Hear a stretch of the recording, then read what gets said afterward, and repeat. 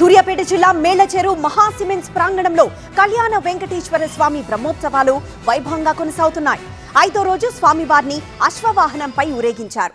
భక్తుల మంగళహారతులు, భజనలు, కోలాట నృత్యాలతో ఆ ప్రాంతం మారుమోగింది.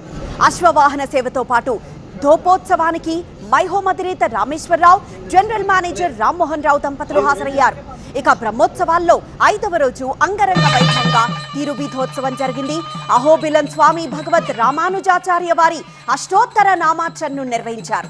ఉత్సవానికి మైహోం చైర్మన్ జూపల్లి రామేశ్వరరావు హాజరయ్యారు.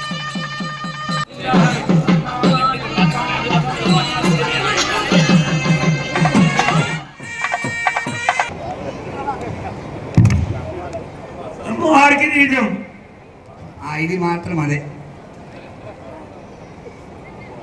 అమ్మవారిది వెండికి తీయడం.